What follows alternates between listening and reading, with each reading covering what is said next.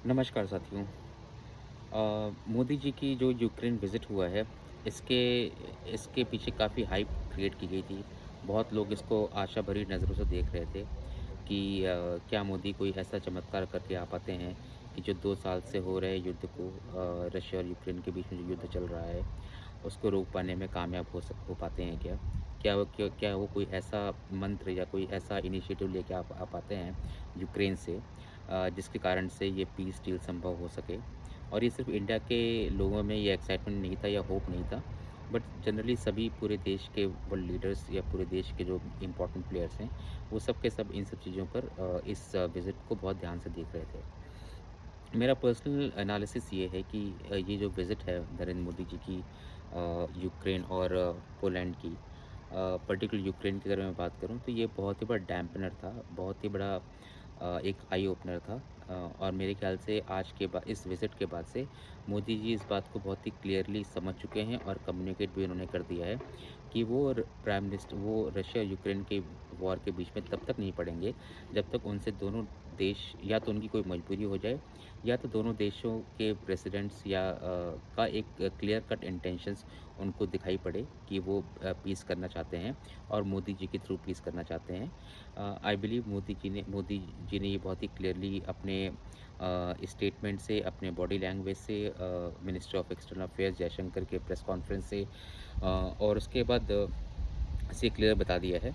और फर्दर मेरे ख्याल से ज़ेलेंस्की जी ने भी इसको बड़ा ही एक तरह से क्लियरली अपनी लाइन ऑफ थॉट्स बता दी है कि इंडिया की वो क्या सोचते हैं इंडिया और रशिया रिलेशन के बारे में, और उनकी क्या प्री कंडीशंस हैं in a very in in his press conference. उन्होंने काफ़ी कुछ इसको बता दिया है। देखिए, यूक्रेन के विज़िट पे तो हम आते हैं, उसके बारे में थोड़ी चर्चा करेंगे, बट उसके पहले मैं आपको ज़रा पोलैंड के विज़िट के बारे में बता दूँ।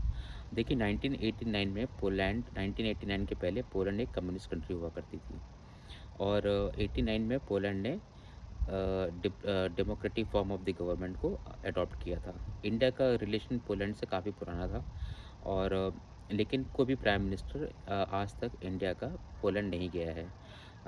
ये बात अलग है कि पोलैंड इंडिया को हमेशा रिकॉग्नाइज़ किया है, इंडिया को हमेशा एक वेल विशर रहा है, और एक्नॉलेज भी किया उसने जो इंडिया के महाराज थे, कोल्हापुर के महाराज थे, और जामनगर के जो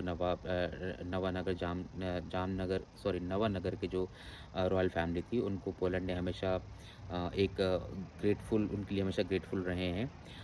नवानगर और कोल्हापुर में क्या हुआ था 1942 के आसपास, जिस टाइम पे वर्ल्ड वॉर 2 चल रहा था, उस टाइम 5,000 पोलिश लोग, पोलैंड के लोग, अ, इंडिया पहुँचे थे, जिनको इन्होंने शेल्टर दिया था। इन पहले कुछ टाइम तक शेल्टर नवानगर में था, बाद में ये शेल्टर कोल्हापुर में चला गया था। तो इस बात को पोलैंड की गवर्नमेंट, पोलैंड के लोग आज भी बहुत ही सराहते हैं, बहुत एप्रिशिएट करते हैं, और इसीलिए आज भी अगर आप जाएँगे पोलैंड, वॉर्सॉ में इन इन दोनों का एक वहाँ पर मेमोरियल बना हुआ है, जिसको जहाँ पर प्राइम मिनिस्टर नरेंद्र मोदी ने भी विज़िट किया था। इनफैक्ट वहाँ के जो पार्लियामेंट है, वहाँ पर भी इन्होंने एक रिज़ोल्यूशन पास किया था, जिसमें इन्होंने नवानगर के महाराजा को ऑनर किया था और कोल्हापुर के महाराजा को ऑनर भी किया था। सो पोलैंड का एक ग्रेटफुल एटीट्यूड रहा है इंडिया की तरफ, और इंडिया को भी आज तक पोलैंड से कोई प्रॉब्लम नहीं हुई है।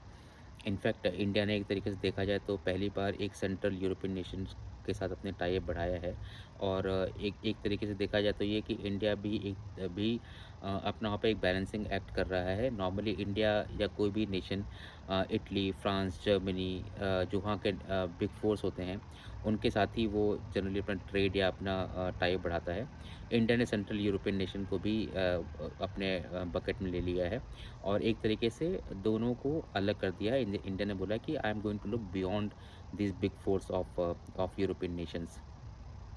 तो ये इस मामले में पोलैंड की विज़िट काफ़ी स्ट्रॉन्ग थी।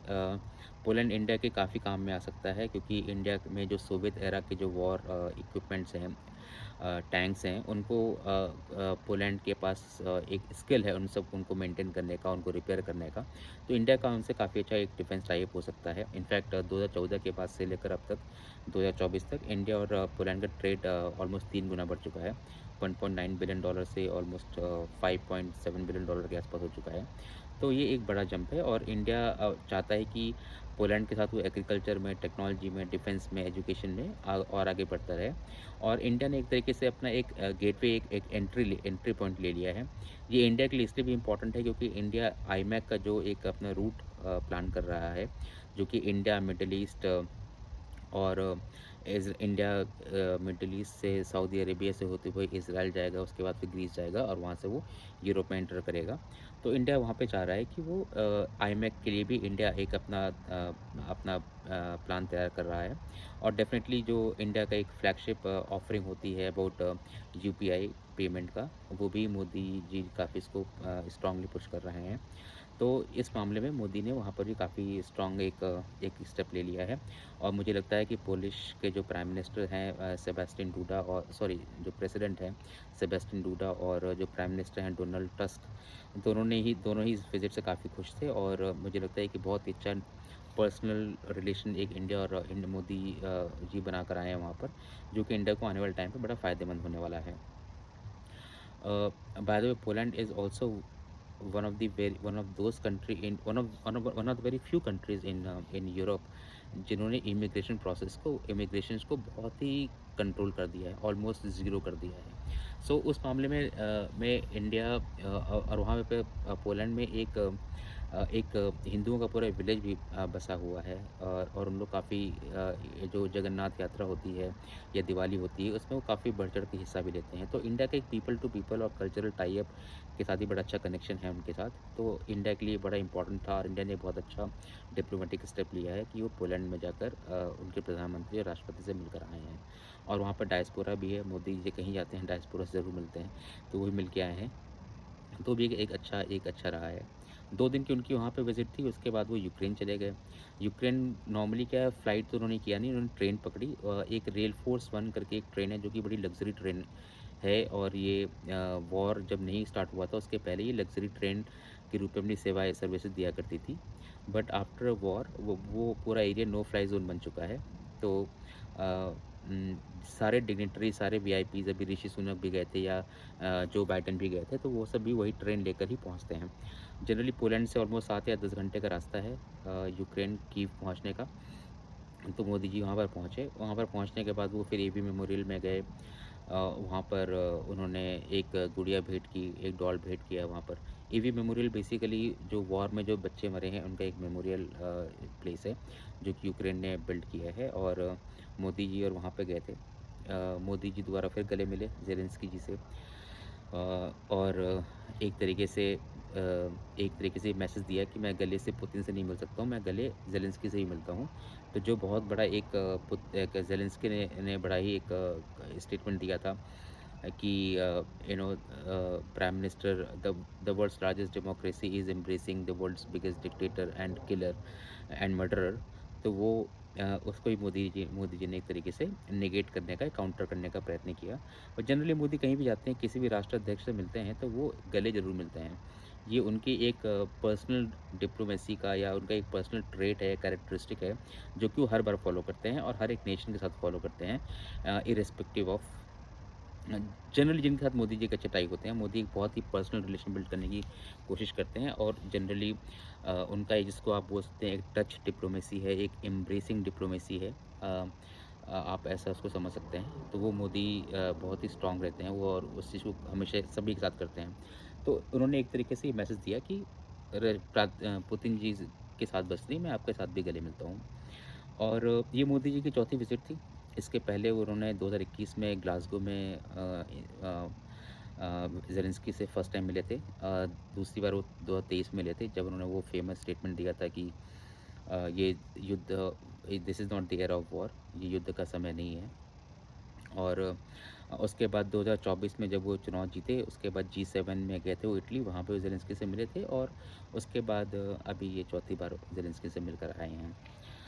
देखिए, मैंने इसको इसलिए इतना बड़ा फ्लॉप शो या डैम्पनर बोला, फ्लॉप शो तो इसका राइट वर्ड नहीं है, लेकिन डैम्पनर या फिर आई ओपनर ज़रूर है। मोदी बहुत क्लियर हो चुके हैं कि देखिए, मोदी बहुत एक कीन ऑब्ज़र्वर हैं और फ़ास्ट लर्नर हैं।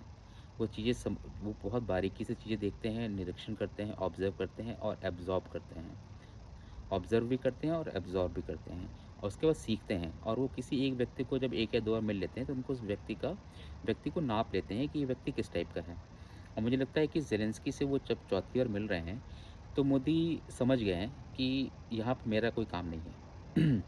मुझे यहाँ पर कोई पीसेस वाली बात मुझे नहीं करनी है। मुझे यहाँ पर सिंपल अपना एक इंडिया टू यूक्रेन रिलेशन को बिल्ड करना है। जैसे मैं पोलैंड के साथ बिल्ड कर रहा हूँ, वैसे मैं यूक्रेन के साथ बिल्ड करना चाहता हूँ। यूक्रेन के पास कुछ एडवांटेजेस हैं, वो एडवांटेज मैं लेना चाहता हूँ और सिमिलरली जो हमारा एडवांटेज है, वो यूक्रेन ले सकता है। तो इस तरीके से वो एक डिस्कशन करके आए हैं वहाँ पर कि हम डिफेंस में कोऑपरेशन करेंगे, रीबिल्ड करेंगे और एग्रीकल्चर में काम करेंगे, टेक्नोलॉजी में काम करेंगे, इस तरीके का डिस्कशन हुआ है। अ, लेकिन जो भी चीज़ें हुई हैं वो वॉर होने के बाद की चीज़ें डिस्कशन हुई हैं। जो भी चीज़ें मटेरियलाइज़ होंगी इस विज़िट से, जिसका कोई आपको रिज़ल्ट दिखाई पड़ेगा, कोई नियर टर्म में कोई रिज़ल्ट इसका सामने नहीं आने वाला है। इसका जो भी रिज़ल्ट आएगा, वो आएगा जब वॉर ख़त्म हो जाएगा, तब इंडिया और यूक्रेन का एक दिखाई पड़ने वाला कुछ कुछ रिज़ल्ट आएगा। थोड़ा बहुत चीज़ें बेटर होती रहेंगी, बट वो जो मेजर थ्रस्ट आएगा, जो पुश आएगा, जो कि आपको दिखाई पड़ेगा, वो आएगा 2000 जब भी क्या वॉर ख़त्म होगा। अच्छा, मोदी इस बात को भी समझ गए हैं कि एक तो ज़ेलेंस्की जी ने जो इंडिया जो इम्पोर्ट करता है ऑयल रशिया से, उसको उन्होंने बहुत ही दिल पे ले लिया है और उस चीज़ को वो कई बार अपने प्रेस कॉन्फ्रेंस में उन्होंने हाईलाइट किया है। और उनके हिसाब से ये बात है कि अगर इंडिया ऑयल इम्पोर्ट नहीं करेगा रशिया से, तो रशिया वॉर में बहुत दिन तक नहीं टिक पाएगा। हालाँकि इस बात को उन्होंने खुद ही कॉन्ट्राडिक्ट कर दिया अपने आप को ही कि जब उन्होंने कहा था कि no matter what Vladimir Putin is not going to stop this war. तो वो एक तरफ ये बात बोल रहे हैं कि पुतिन जो है वो वॉर नहीं रोकने वाले हैं क्योंकि वो पुतिन जो है उनका माइंड क्रिमिनल वाला माइंड है और वो एक विस्तारवादी कोलोनाइज्ड माइंडसेट के बंदे हैं। तो वो वॉर नहीं कभी नहीं रोकेंगे, एट नो कॉस्ट वॉर नहीं रोकेंगे और दूसरी तरफ ये बोल रहे हैं कि अगर इंडिया उनको बिलियंस ऑफ डॉलर पे करना बंद कर दे ऑयल के बदले में, तो वो वॉर रुक जाएगा। सो ये 2 कॉन्ट्रडिक्शन वाली बातें हैं। दूसरी बात एक ये भी है कि इंडिया एक बात भी समझ चुका है कि एक डबल स्टैंडर्ड है ज़ेलेंस्की का। जब उनसे एक रिपोर्टर ने पूछा था कि आप चाइना के बारे में क्या समझते हैं, जो कि जिसने इंडिया का बहुत बड़ा टेरिटरी लेके बैठा हुआ है। तो उसमें उन्होंने बहुत लंबा-चौड़ा जवाब दिया जो काफ़ी डिफ़िकल्ट है समझना क्योंकि वो कई सारी चीज़ें बोल रहे हैं इसके अंदर। जो एक सिंपल सा येस और नो वाला टाइप का क्वेश्चन है, उस क्वेश्चन पर उन्होंने इतना ऑलमोस्ट 3 साढ़े 3 4 मिनट का उन्होंने उसके बारे में बोला और फाइनली बोला कि कोई भी कंट्री अगर किसी दूसरी कंट्री की टेरिटरी लेती है, तो मैं सॉवरेनिटी के पक्ष में रहता हूँ, चाहे वो चाइना ही क्यों ना हो चाहे कितनी बड़ी कंट्री क्यों ना हो, हम उसका सपोर्ट नहीं करते हैं। तो वो अल्टीमेटली तो वही वाली बात होगी जैसे इंडिया ने बोला कि भई कोई भी हो वॉर को हम सपोर्ट नहीं करते। तो इंडिया का भी वही स्टैंड है जो कि व्लादिमीर ने चाइना और इंडिया के लिए ले लिया। अच्छा, अगर वो ऐसा होता कि वो टिट फॉर टैट है कि इंडिया ने ऐसा बोला यूक्रेन वर्सेस रशिया के बारे में, इसलिए मैं इंडिया वर्सेस चाइना के लिए मैं ऐसा बोलूँगा, तो टिट फॉर टैट भी नहीं है क्योंकि जब उनसे पूछा गया कि भई इज़राइल और पैलेस्टीन के बारे में आपकी क्या राय है? तब भी उन्होंने वही एम्बिगुअस आंसर दिया कि नहीं, हमें बैलेंस बना के चलना पड़ेगा। तो बड़ा बैलेंसिंग टाइप का उन्होंने एक आंसर दिया दोनों चीज़ों को लेकर।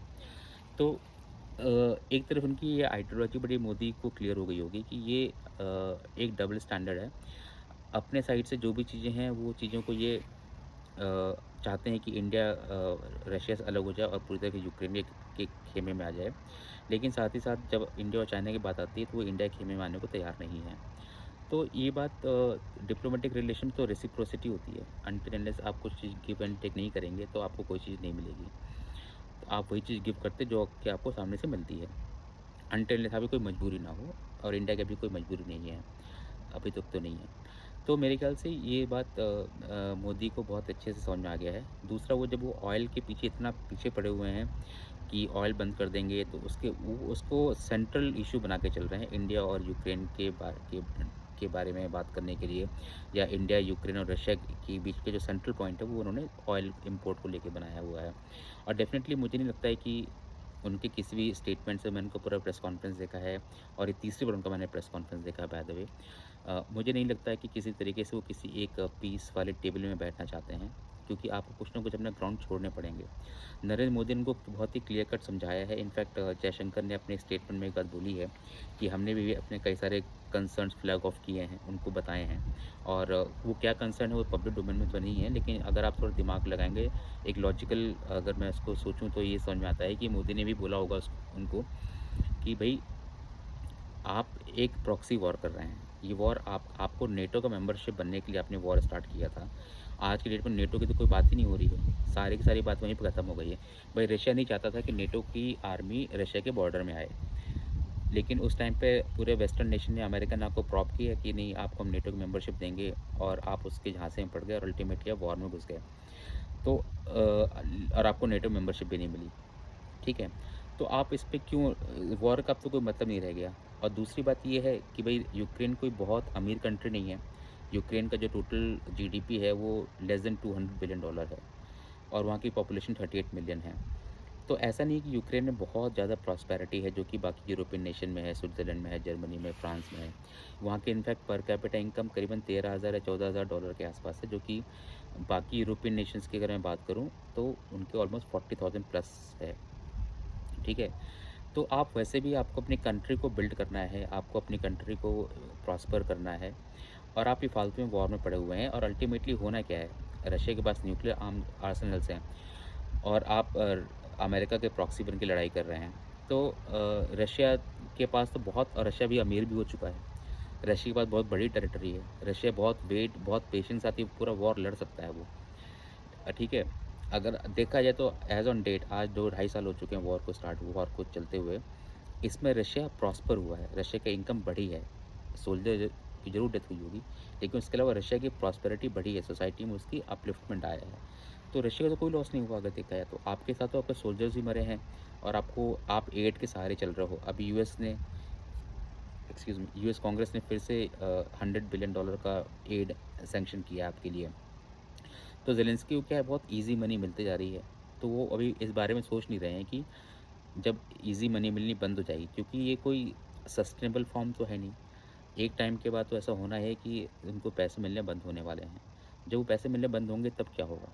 उस टाइम उनके पास क्या बचेगा? ये शायद ये मोदी उनको ये बात समझाना चाहते थे, लेकिन ज़ेलेंस्की की बात को अभी नहीं समझ पा रहे हैं। तो मोदी ने भी शायद छोड़ दिया, और मेरे ख्याल से इसी को ही जयशंकर जी ने कहा था कि हमने भी अपने कुछ कंसर्न्स उनको फ्लैग ऑफ किए हैं, उनको भी कुछ बताए हैं, जो कि पब्लिक डोमेन में नहीं है। लेकिन ये गेस है मेरा कि उन्होंने ये सब बातें उनको बताई होगी। और प्लस अपना इंडिया ने अपनी बात बताई होगी कि भई हम $1.4 बिलियन के लोग हैं। हमारी ऑयल कंज़म्पशन बहुत स्ट्रॉन्ग है, और अमेरिका ने ऑलरेडी इतने सारे सैंक्शन लगा रखे हैं, तो हमें कहीं से चीप ऑयल लेना पड़ेगा ना। ये यूक्रेन और रशिया के वॉर की बात नहीं है, ये हमारे लिए एक अपॉर्च्युनिटी है, हमारे लिए एक ऑयल स्ट्रैटेजी है कि हम वहाँ से तेल लेंगे जहाँ पर हमें तेल सस्ता पड़ रहा है, और अभी हमें तेल सस्ता पड़ रहा है रशिया से, तो हम रशिया से ऑयल परचेज़ कर रहे हैं। तो ये एक बहुत ही एक नेचुरल मार्केट बेस्ड फिनोमेना है, रादर दैन अगेंस्ट यूक्रेन है ये। ये बात मोदी ने जी ने समझाने की कोशिश की होगी। आई एम डेफिनिटली श्योर कि ये बात समझाने की कोशिश की होगी। लेकिन अनफॉर्चुनेटली इस बात का कोई बहुत बड़ा मतलब ज़ेलेंस्की को नहीं लगा है। क्योंकि उन्होंने हर बार अपने प्रेस कॉन्फ्रेंस में भी इस बात को तकरीबन कई बार बोला है कि अगर इंडिया ऑयल देना बंद कर दे तो तो रशिया जो है वो वॉर रुक सकता है एंड ऑल दैट। तो ये बात अब समझ में आ गई है कि इंडिया और यूक्रेन का जो भी मोदी जी की विज़िट हुई है, इसका कोई भी इमीडिएट टर्म में तो कोई बेनिफिट नहीं मिलने वाला है। कुछ टाइम के बाद जब युद्ध खत्म होगा तब इसका कुछ बेनिफिट मिल सकता है। हालाँकि एक बहुत बड़ी बात है जिसको शायद किसी ने नोट नहीं किया है, लेकिन ज़ेलेंस्की ने एक बहुत बड़ा अनाउंसमेंट किया है। उन्होंने इंडिया को बहुत बड़ा लालच दिया है। उन्होंने लालच ये दिया है कि डिफेंस के लिए हम इंडिया को बहुत बड़ा डील देने के लिए तैयार हैं। ये प्रेस कॉन्फ्रेंस में उन्होंने बोला है कि हम इंडिया को बहुत बड़ा डील देने के लिए तैयार हैं, अगर इंडिया विलिंग है तो। और इंडिया विलिंग है इसका मतलब क्या हुआ कि अगर इंडिया इंपोर्ट करना बंद कर दे ऑयल, जो कि उनका प्राइमरी कंसर्न है। तो ये बात उन्होंने बहुत तगड़े तरीके से बोली है, और शायद इसको लोगों ने पिक नहीं किया है। लेकिन अगर आप उनका प्रेस कॉन्फ्रेंस करेंगे, मैं इस प्रेस कॉन्फ्रेंस का जो वो स्टेटमेंट वाला जो वीडियो, उसको मैं ऐड करूँगा towards the end of this video. आप सुनिएगा उन्होंने क्या बोला है। तो यह फाइनली अब ये बात सेटल हो गई है कि इंडिया का कोई रोल नहीं है रशिया और यूक्रेन के बीच में पीस करने का, और देखा जाएगा जब तक चलेगा तब तक चलेगा। कब तक चलता है, और इनमें से किसी ने कोई ना कोई एक जल्दी हथियार डालेगा, और मुझे लगता है वो हथियार जल्दी डालेगा कौन? यूक्रेन डालेगा और यूएसए ही इसकी पीस को आगे बढ़ाने की कोशिश करेगा। उसका रीज़न क्या है? रीज़न है ब्लैक रॉक। ब्लैक रॉक ने पूरा वहाँ पर एक डेवलपमेंट प्रोजेक्ट ले लिया है कि वो रिबिल्ड करेगा यूक्रेन को वॉर के बाद। या वो तो ब्लैक रॉक भी चाहेगा पैसा जल्दी-जल्दी कमाना और ये तभी पैसा कमा पाएगा जबकि यूक्रेन का वॉर रुकेगा, रशिया का वॉर रुकेगा। तो मुझे लगता है कि अब यहाँ पर पैसे ही वॉर को रुकवा सकते हैं। अदरवाइज़ पुतिन के पास जो पेशेंस है, पुतिन के पास जो पैसे हैं और उनके पास जो टेरिटरी है, पुतिन तो बैक आउट नहीं करने वाले हैं। यूक्रेन ज़्यादा डिसएडवांटेज में है। यूक्रेन के पास जो भी मदद आ रही है वो बाहर से आ रही है और उसके पास इतनी बड़ी आर्मी या इतनी बड़ी मिलिट्री नहीं है, इतनी बड़ा रिच नेशन नहीं है वो कि अपने आप को बहुत टाइम तक सर्वाइव कर सके। अगर वो एड बंद हो जाएगी तो यूक्रेन के लिए बहुत डिफ़िकल्ट हो जाएगा। तो यूक्रेन को सोचना चाहिए कि पीस में आने में ही भलाई है। और हाँ, ये बात ज़रूर उन्होंने भी डिस्कस की होगी कि कोई एक कोई एग्ज़िट मिल सके उनको कि वो अपने इस पोज़ीशन से, क्योंकि भई अब पोज़ीशन पे आगे बढ़ चुके हैं वो। तो उस पोज़ीशन से कोई इनको एक ग्रेसफुल एग्ज़िट मिल जाए।